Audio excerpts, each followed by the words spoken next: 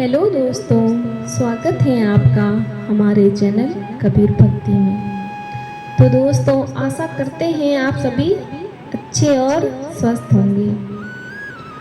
दोस्तों, सतगुरु श्री कबीर साहिब ने सृष्टि की रचना को अनादि तथा अनंत बताया है।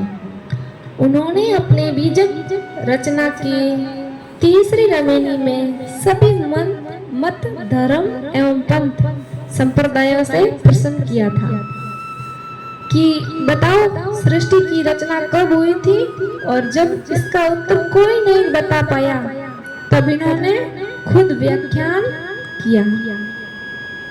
उन्होंने अपनी बीजक रचना की रमेनी 7 में कहा है, तैया होते पवन नहीं पानी, तैया सृष्टि कौन उत्पानी, तैया होते कली नहीं फूला, तैया होते गर्भ नहीं फूला, तैया होते विद्या नहीं वेदा, तैया होते शब्द नहीं स्वादा, तैया होते पिंड नहीं बासु, नहीं धर धरणी न पवन आकाशु, तैया होते गुरु नहीं चेला, गम्य अगम्य न पंख दुहेला, अविगत की गति का कहूँ जाके, गाँव न ठाव, गुड़ बिनहु पंख ना कही लीजे नाव, तैया होते पवन न पानी, तैया सृष्टि कौन उत्पानी। सदगुरु कबीर साहब जी कहते हैं, जिनको अनादि तथा नित्य जगत का बोध नहीं होता वे प्राय यही कहते हैं, कभी ऐसा था कि यह संसार नहीं था। संसार के विभिन्न कोनों में इस प्रकार की भावनाओं वाले लोग बहुत हुए हैं। भारत में ही नहीं, विश्व की प्राचीनतम ग्रंथ ऋग्वेद में भी उलझी हुई धुंधली मनोरम कल्पना है। पहले सत असत, पृथ्वी आकाश कुछ भी नहीं था। वे जल किरणें आदि का होना मान लेते हैं। वे पहले काम तथा मन से वीर्य का उत्पन्न होना मान लेते हैं, परंतु ये सब शरीरधारी से ही संभव है। इसका होना तथा कथित शून्य काल में सर्वदा असंभव है। ऋषिगण आकाश एवं अंतरिक्ष में इन सब का अध्यक्ष अर्थात निरीक्षक भी मान लेते हैं।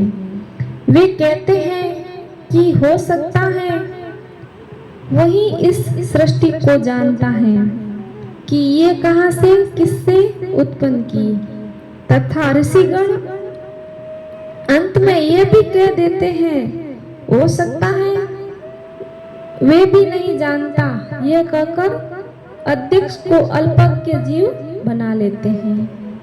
इस महत्वपूर्ण मंत्रों से कई बातें उभर कर आती हैं।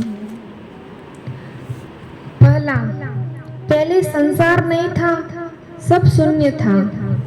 दूसरा, ये कहां से आया, किसने बनाया, क्या लेकर बनाया, इसे देवता और अध्यक्ष भी नहीं जानते। तीसरा, इससे ईश्वर अंतरिक्ष में रहने के कारण एक द्वितीय और अल्पज्ञ तथा अल्प शक्ति मान लेते हैं। चौथा, मंत्रों में सृष्टि की अनिश्चितता और ईमानदारी टपकती है। चलो सही बात बताते हैं। प्रस्तुत 7वीं रमेनी में सदगुरु कबीर साहिब जी बताते हैं, इससे पहले कोई तथ्य अर्थात पदार्थ नहीं था, तब सृष्टि कहां से आई, अर्थात इन सब प्रमाणों से सदगुरु का कहना है कि जब वस्तु नहीं थी तब कहां से आई। असत की सत्ता थी तथा सत्य का अभाव नहीं। विज्ञान भी मानता है कि मैटर अर्थात मूल द्रव्य न बनता है न मिटता है। वे अनादि अनंत एवं नित्य हैं। मूल द्रव्यों के जिन गुण धर्मों से ये सृष्टि संपादित हो रही है, उन्हीं गुण धर्मों से पीछे अनादिकाल से संपादित होता आया है।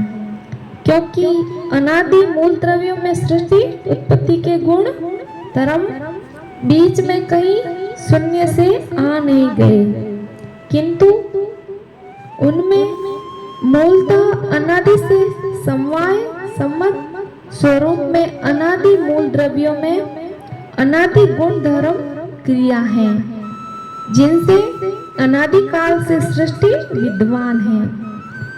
भौतिक कणों का अलग अलग बिखर जाना तथा एकजुट होकर दृश्य पदार्थ बन जाना, यह प्रक्रिया अनादिकाल से है। क्या अनादिकाल द्रव्य अपने गुण धर्म क्रिया छोड़कर पहले स्थिर रहे होंगे? जरा विचार कीजिए, ये गुण धर्म क्रियाएं से रहित रहे होंगे और बीच में कहीं बाहर से आकर मूल द्रव्यों में गुण धर्म क्रियाएं मिल गए होंगे। यह सारी बातें तर्कहीन हैं। इसलिए मूल द्रव्य नित्य हैं, उनमें इनके गुण धर्म तथा क्रियाएं नित्य हैं और इनसे जगत सृष्टि नित्य है। इसी प्रकार असंख्य जीव एवं चेतना सत्ता भी नित्य है। उनके कर्म प्रभाव भी अनादि है, इसलिए सृष्टि भी अनादि काल से ही है। सद्गुरु कहते हैं कि नित्य विद्यमान जगत के प्रति नए सिरे से उत्पन्न होने की अज्ञान बातें मत करो, जिसका गांव ठाव कुछ नहीं है। प्रश्न हो सकता है, सद्गुरु कबीर साहब मसीह कागज छुआ नहीं, कलम गए नहीं हाथ। अनेक ऋषिगण कहते आए हैं कि सत्य ज्ञान के लिए पढ़ना लिखना उतना आवश्यक नहीं है जितना कि निष्पक्ष संवेदनशीलता, विवेकदायी गहराई में उतरना। ये सारी शक्तियां कबीर साहब के पास थी। वक्ताओं शास्त्रों में बहुत सारी बातें सुनकर उन पर तर्क तथा विचार किया जा सकता है, परंतु मसीह कागज छुआ नहीं, कलम नहीं गया हाथ। कबीर साहब पढ़े लिखे नहीं थे। इन सारी बातों का एक अर्थ यही निकल कर आता है कि कबीर साहब विवेकवान, विचारवान और आत्म सिद्धि के प्रबल थे। वे उक्त साखी की पहली पंक्ति के बाद कहते हैं, चारों युग का महानतम कबीर मुख ही जनाई बात। वे अपनी बातों को बताने के लिए कागज तथा कलम और स्याही का इस्तेमाल नहीं करते थे, वो मुख से ही बताते थे और शिष्य गण उनकी बातें सुनकर लिख लेते थे।